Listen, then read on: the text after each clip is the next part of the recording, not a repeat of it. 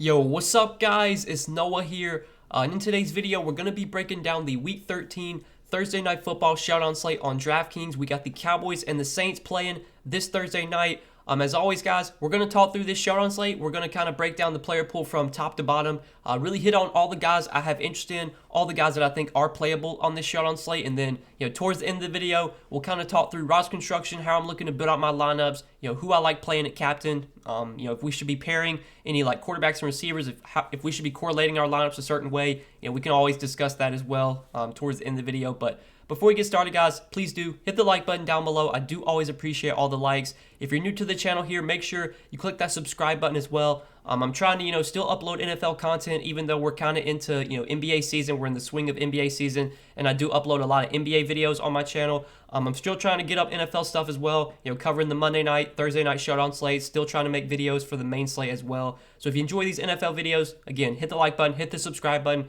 Also, check out the sponsor of the video, PrizePicks. PrizePicks, they're a new DFS site. They're more player prop based, very simple. Over on PrizePicks, you just look at their projections, look what they have available, and you can pick over or under on a player's projections. They have fantasy point projections, as you can see here. They already have a bunch of projections up for Thursday night's game, and as we do get closer to kickoff, they usually will add some more projections. They'll add some more players to the board, but you can see what they already have available. They have single stat, which is basically like player props, so passing yards for the quarterbacks, rushing yards, receiving yards, receptions, passing touchdowns, completions, even interceptions. You can bet on if a guy throws an interception or not. So a lot of stuff available on PrizePicks. You have to make at least 2 picks, but you can make up to 5 picks and potentially win up to 10 extra money on PrizePicks. You can mix and match sports as well. So if you're into other sports besides NFL, they have NBA, college football, PGA, MMA. They got a lot of stuff available. So if you guys haven't checked out PrizePicks yet, sign up over there. Use code NOAH. They'll match your first deposit. They will give you a free bet up to $100.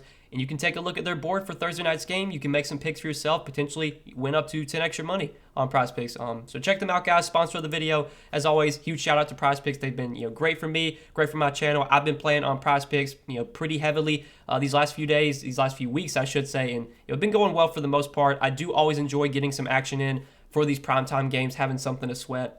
So yeah, check out PrizePicks, guys. Sign up, use code NOAH, and they'll match your first deposit up to $100. But let's take a look at this showdown slate. We're going to start off at the top of the player pool. So Dak Prescott, most expensive option, $11,800. I think Dak, is obviously a top play here. I like this matchup for him against the Saints. I think the Saints are a team that you can definitely beat through the air. They're a really good run defense. They're a really tough team to run on. I don't see either one of Ezekiel Elliott or Tony Pollard being very efficient through the ground in this game. I think you're going to see Dak throwing a ton. He's been throwing a ton this year when healthy, 40, 50 pass attempts some games. This is a game that does have a pretty high total, 48 total right now. The Cowboys are favored by 4.5. For the most part, Vegas is expecting a relatively high-scoring game. They're expecting a close game too. I like Dak. He's definitely one of the top plays on the slate. Quarterbacks are always going to be top options for me, and that's definitely the case here. I think Dak would be a staple in my lineups for sure. Then we get to Alvin Kamara, who we don't really know yet if he's going to play or not. I'm recording this video on Wednesday night. Kamara did get in a limited practice. I think he got limited practices in all week, and he's listed as questionable. We really don't know. I think Kamara plays, but if he does play, we don't really know if he's going to be full go. We don't really know if he's going to be on some sort of pitch count. This is definitely a riskier option. Normally Kamara, when he's healthy, he is going to be a top play. He's always going to be someone that projects really well. But I'd be a little bit worried about his workload. I don't think he's going to get a full workload if he does play, especially with how well Mark Ingram has played in the absence of Kamara. I think they're going to involve Mark Ingram a little bit. So Kamara at $11,200 is obviously playable if he's able to go, but he's a little bit riskier than I think he normally would be, just because he is coming back from an injury. He didn't get any full practices in during the week. There's possibility he could be on a pitch count. I would assume we would get a little bit of word on that. If we do get word that he's active, maybe we'll find out, if he's on a pitch count or not. I would prefer Dak over Kamara on this slate. I think Kamara is still playable, but just, a little bit riskier, just given, we don't really know if he's fully healthy for this game. Then you got Zeke at $10,800. Really, really tough spot here for Zeke. Zeke as a runner lately has not looked great. You look at his last few games. He's averaged 2.9 yards a carry, 2.8 yards a carry, 3.6 yards per carry.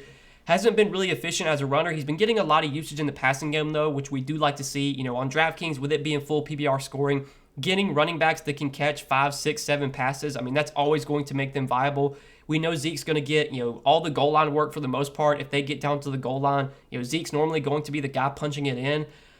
Like I said, I don't think he's going to be very efficient in this type of matchup. I don't think he's going to be able to run for 90, 100 yards against this really good Saints run defense. I think in order for Zeke to have a big game, he's probably going to have to score a touchdown, and he's probably going to have to catch like 6, 7 passes, which obviously could happen. But I think at his price tag, Zeke is probably not going to be someone I prioritize paying up for. I think I'd rather go to CeeDee Lamb. I think I'd rather play Taysom Hill as well. CeeDee Lamb I do like quite a bit. He should be full go, was a full participant, and I'm pretty sure every practice this week. He suffered that concussion in the Chiefs game. He didn't play Thanksgiving Day against the Raiders, but he should be full go here for this game. And I'm expecting CeeDee Lamb to probably be heavily involved.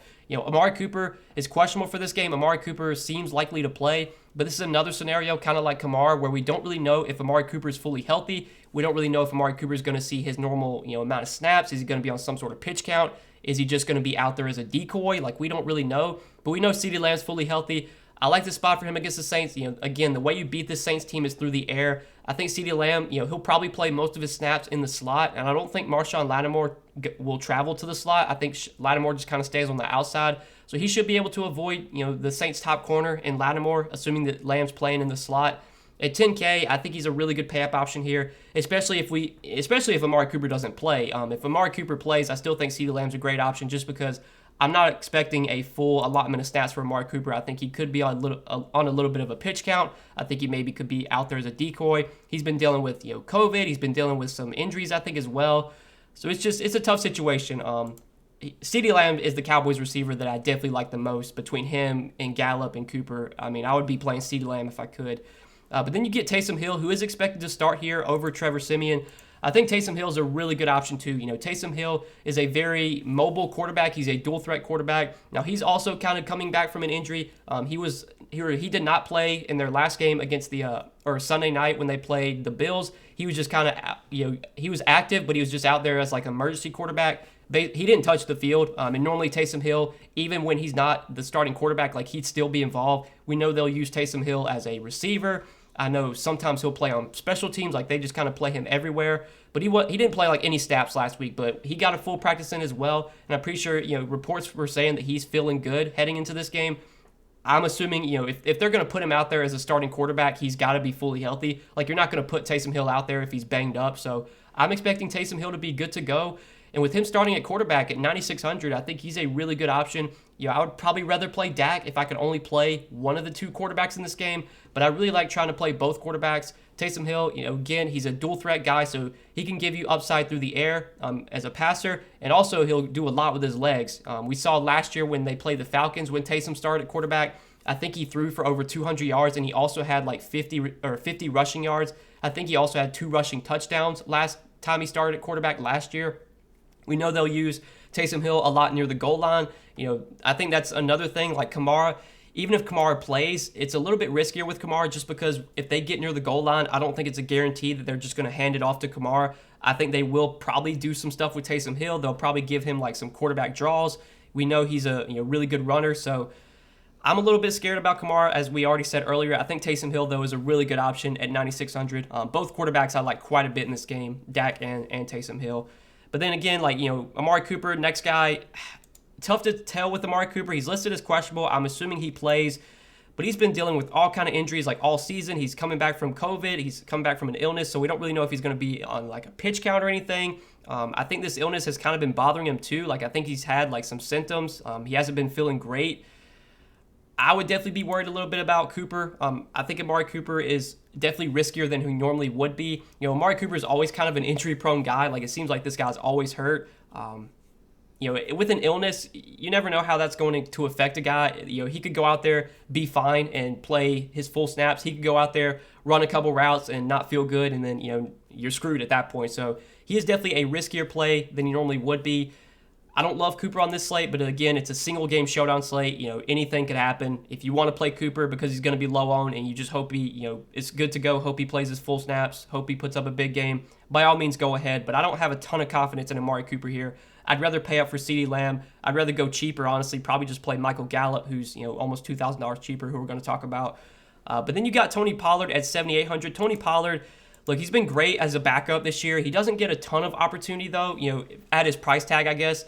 at 7,800, you want someone at this price tag to get enough opportunity to where they can, put up a big ceiling game.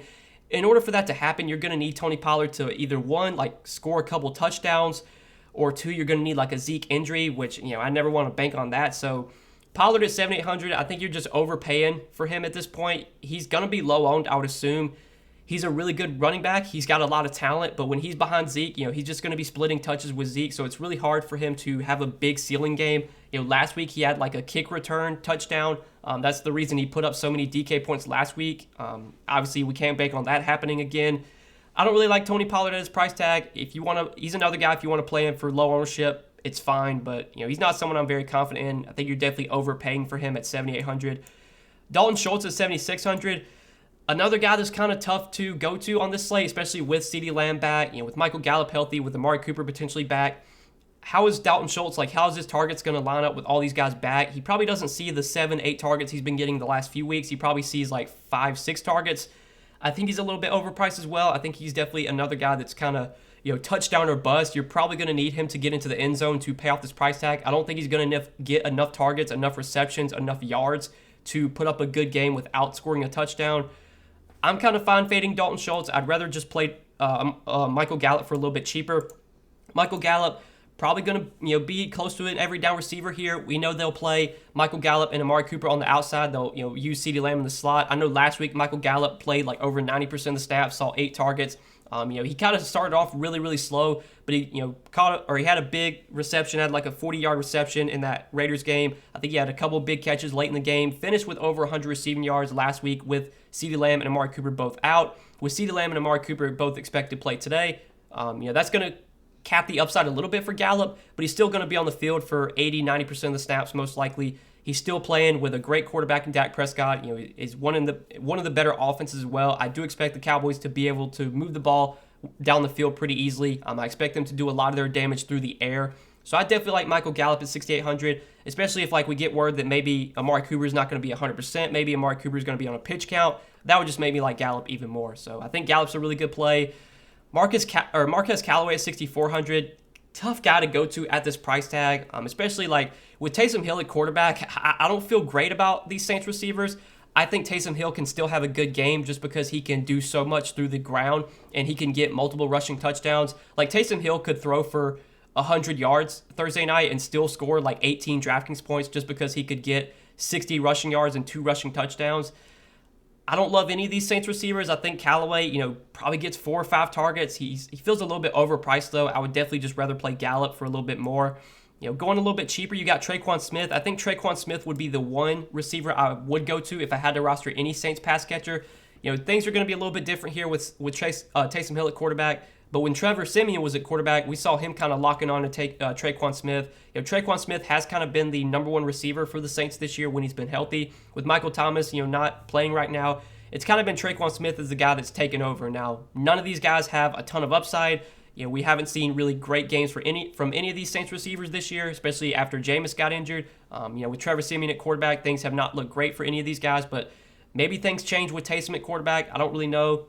I don't feel great about any of these guys, but I think Tre'Quan, if I had to play one of the Saints receivers, I think he's the guy that most likely gets 6, 7, 8 targets. He probably will lead the receiving core in targets between him, Callaway, some of their other guys. I think Tre'Quan Smith is probably the guy that sees the most targets. He'd be the one I'd play at 5,600 if I had to play any of the Saints pass catchers. Then you get to Mark Ingram at 5K. If Alvin Kamara is healthy, it's going to be really tough to play Mark Ingram just because, if Kamara is in, I do expect Kamara to get enough opportunity to where that, probably puts Ingram out of play. I do still expect Ingram to be involved as the backup. I just don't think he gets enough touches to be viable at his price tag. If we get word, though, that Kamara's out, if Alvin Kamara gets ruled out, Mark Ingram's probably the best play on the slate. He's way too cheap. If Kamara were to be out, he's been a workhorse running back when Kamara's been out lately, getting a ton of opportunity, 18 touches, 22 touches. They've been using Ingram a ton in the passing game. So this is just kind of a wait and see. If Kamara plays, not much interest in Ingram. If Kamara's out, I think Ingram's a top play on this Showdown slate. Deontay Harris at 4,600. Another guy that I don't really have much confidence in, probably sees 4 or 5 targets. I want to look at the snap counts. I think they've been using Deontay Harris kind of as the slot receiver. Yeah, so he only played 40% of the snaps last week, but, he still did get 5 targets. Usually when he's on the field, he's out there running routes. At 4,600, viable, but not someone I really have much confidence in. I think I'd probably play the kickers. This is another slate where I think the kickers are pretty good values. There's not a ton of standout value on this slate, at least not right now. Obviously, that could change if Kamara gets ruled out. Then we would have a really good value in Mark Ingram. But for now, I think the kickers. Are fine values. Usually, I don't play both kickers in the same lineup. Usually, I limit to just one kicker. But if you want to play one of the two, they're usually good to give you anywhere from like 8 to 10 points. Usually kickers, their ceilings are not massive, but they are pretty safe to give you, 8 to 10 points, which I think could be fine on this slate. But then some other values, there's not too much else down here that I really like.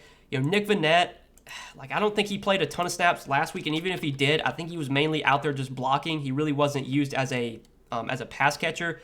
Let's see, he played on, so he only played on 37% of the snaps last week, even with Adam Trautman out. With Adam Trautman out, I don't really like any of these these Saints tight ends, I should say. Vannett only played 37% of the snaps last week, got one target.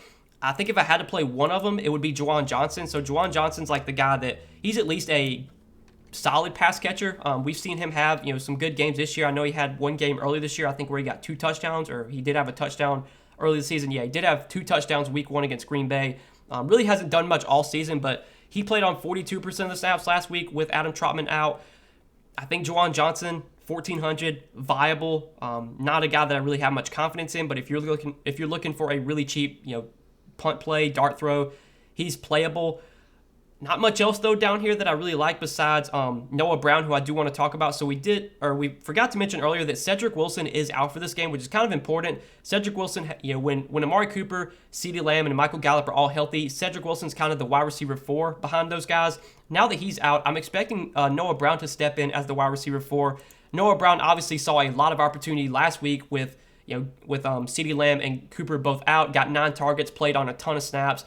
I'm not expecting that this week. But I think with Cedric Wilson out, with Amari Cooper, potentially banged up, maybe not 100%, we probably will see Noah Brown play on like 40, 50% of the snaps. I think he will just kind of fill in for the role that Cedric Wilson was playing. And so far this year, when Cedric Wilson has been healthy, like in the games he's played, he's played around 40 to 50% of the snaps most weeks. I think that's what we get from Noah Brown. He's only $600. He's not a guy that really is going to offer a ton of upside. I think it's really unlikely that Noah Brown, puts up a massive game. But if he gets 3-4 targets, catches 2 passes for 25 yards or something, if he scores 5-6 Draftkings points, like at $600, there's a good chance he could make the winning lineup, especially if a lot of the guys at the top do really well, if Dak has a huge game, if CeeDee Lamb has a huge game, if Taysom does really well. You're probably going to have those guys to win. So in order to get them in your lineup, there's going to have to be some cheap player that does decent that allows you to get those studs. It could be Noah Brown. I think $600, if I'm going to punt down here, Noah Brown's probably my favorite play, expecting him to step in for Cedric Wilson. If we were getting Cedric Wilson at $600, we'd definitely be playing Cedric Wilson. Noah Brown may not be as good as Cedric Wilson, but I think he's going to probably fill in for the role that he was playing, which does make him a good value play, in my opinion, a good punt option if you're looking to go this cheap. But I think that's it for the player pool, guys. I think we talked about really all the guys I have interest in. So we can kind of talk through roster construction. On this slate, there's a lot of good options to pay up for. You could play the quarterbacks at captain. I think for this slate, Taysom Hill is someone you can play at captain, and I normally don't play quarterbacks at captain, just given DraftKings full PPR scoring, given the 100-yard bonus that you can get for receivers. Usually I play running backs and receivers in the captain spot, but with how much of a dual threat quarterback Taysom Hill is, he's a guy that can throw for 150 yards and 1 or 2 touchdowns. He could also run for 60, 70 yards, get you multiple rushing touchdowns. I do expect them to involve Taysom Hill a lot near the goal line. If they do get down near the goal line, I think there's a good possibility that Taysom Hill, gets a quarterback draw, runs it in for a touchdown. I think he's got a lot of upside. He is definitely someone you could play at captain. You could play Dak at captain too. I would be more likely to play like CeeDee Lamb at captain though. CeeDee Lamb I think is probably one of my favorite pay-up captains on this slate. I definitely like paying up for him at captain. Let's see if we can pair him with Dak and try and get both quarterbacks in, because I like playing both quarterbacks on this slate. It might be a little bit tougher just because the value's not great, but if we plug in like Noah Brown as our punt play with Cedric Wilson out, we kind of talked about Noah Brown, how I think he steps in as that wide receiver 4. $600 bucks. Let's plug him in, and now we got $6,500 left per player for our last 2 spots. So we could maybe go Michael Gallup and there's not much. We could go Michael Gallup and Traquan Smith. I think that's totally fine if you want to do that. You could obviously take out Tre'Quan Smith and play Mark Ingram. Mark Ingram, if Alvin Kamara gets ruled out, Mark Ingram's going to be a great play. I would like Mark Ingram a lot in that scenario if Kamara's out. And I will say that if Kamara's out, I think Mark Ingram is a really good captain play too. Just given his, given the points he'd be projected for versus his salary, he would be a really good, point per dollar play. You could definitely play him at captain if Kamara winds up sitting. But we could go like Gallup and Tre'Quan Smith there. We could maybe try and fit in another stud. Like if we wanted to play Kamara, I don't think that'd leave us enough to play anyone good except like Juwan Johnson, who, again, I don't love Juwan Johnson, don't have much confidence in him. If you wanted to play like Amari Cooper, who again, I'm not a big fan of, I think there could be some limitations on Amari Cooper, but if you played him, that would leave you enough to fit in like one of the 2 kickers. So that's kind of another build that you could do that I like a little bit. But there's a lot of ways you can go on this slate. It's kind of a tricky slate because there's so many viable options. It's just trying to find the value plays to fit in these studs, because we're going to want Dak in our lineups. We're going to want CeeDee Lamb. We're going to want Taysom Hill, maybe Zeke, maybe Kamara if he plays. We're going to want these guys in our lineups. It's just figuring out how to fit them in. Which cheap plays can we go to? I like Tre'Quan Smith as a cheap play. If by some chance Kamara doesn't play, I think Mark Ingram's a great value. I think the kickers are solid values. And then as we talked, I think Noah Brown is a punt play, stepping in for Cedric Wilson as the wide receiver 4. He might play on 40-50% snaps, see 3, 4, 5 targets. I'm willing to take a shot on him at $600 as kind of a punt option to let us fit in those studs at the top. But yeah, should be a pretty fun slate, guys. I'm definitely excited for this game. I don't play too heavy on these showdown slates. I like to get a lot of my action in on Prize Picks, and as we talked about earlier, if you want to sign up for Prize Picks, you can use code NOAH. They will match your first deposit up to $100, and you can take a look at their board, what they have available for Thursday night's games. You have to make at least 2 picks, but you can make up to 5 picks, potentially win up to 10 extra money on Prize Picks. You can check out all the player props they have listed. I do post some of my favorite picks on Prize Picks each day for Patreon members, so if you want to check that out, that's linked down below in the description. I will post some of my favorite picks for this Thursday night game on Patreon. So check that out, link down below. Sign up for Prize Picks as well. Use code NOAH, and they will match your first deposit up to $100, and you can go, make some picks for yourself for this primetime game. But yeah, guys, hope you enjoyed the video. Appreciate you watching. Hit that subscribe button, hit the like button as well, and we'll see you in the next one. Peace.